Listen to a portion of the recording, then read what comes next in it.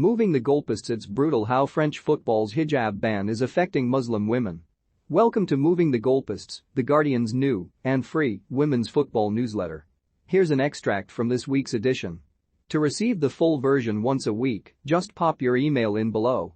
The women's game is built on a foundation of work, sweat and tears all over the world to get us to where we are now: record-breaking audiences, professionalism and steady growth in interest. However, there are still an enormous amount of obstacles to overcome, and one of them is the ban on Muslim women wearing the hijab in connection with football in France. This is not just about France, though, it affects how the world views female Muslim players, professional and amateurs. I gave up playing football when I was 20 because I started to wear hijab, says Shireen Ahmed, a Canadian sports journalist and activist. Living without football was not going to be possible for me, but it's really hard to find a re-entry point back when you feel that way. For her, more than hindering the chances of Muslim girls becoming footballers, the decision excludes them from being part of growing the game at every level. It's not just playing, she says of the situation in France. They cannot coach, they cannot officiate. They are literally excluded from the entire space. It's brutal. There's a clear "we hate Muslim women" vibe. This week, Muslim people celebrated Eid al-Fitr all over the world, a festival that marks the end of the holy month of Ramadan. But in France, as Lyon are getting ready for their 10th Women's Champions League final, the French Football Federation still excludes women from the game because of the ban on ostentatious religious symbols, which includes the Jewish kippah. It is part of a system of white supremacy, xenophobia, Islamophobia and anti-Muslim sentiment, Ahmed says. To ban Muslim women in headscarves from sport is extremely problematic. Les Hijabuses is a French collective fighting against the FFF ban to promote a more inclusive society in France. There has been recent success in the Senate and Parliament in overturning a recent bill that included an amendment looking to apply it to all sports in France. Now the next step is to get the FFF to change its ruling. Marion Ogier, a lawyer working with Les Hijabuses, says. The French Parliament decided against prohibiting the wearing of religious symbols during sports competitions, but the decision did not lead to the FFF to review its rules. The Council of State, the highest court in France for administrative matters, is currently examining an appeal against the federation. Ogier points out that the government is not responsible for the current ban. The FFF is.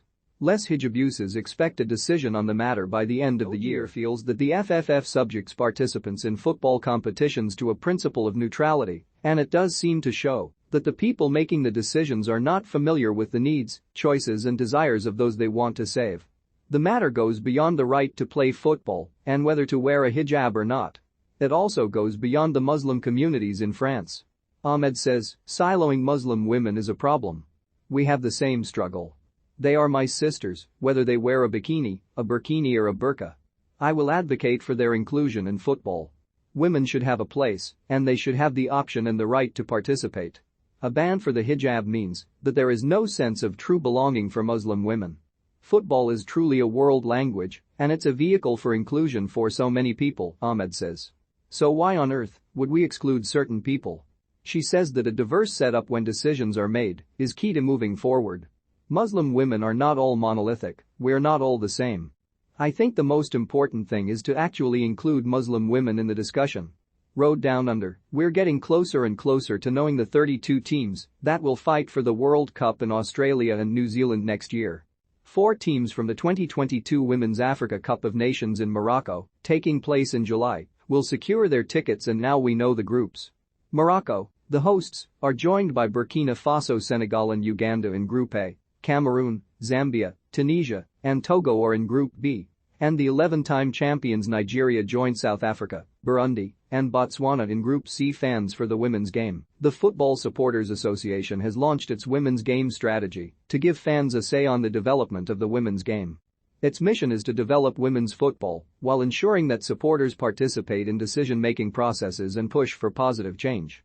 The document, which you can read here, details strategies to improve supporter engagement within 4 pillars: diversity, sustainability, education, and development.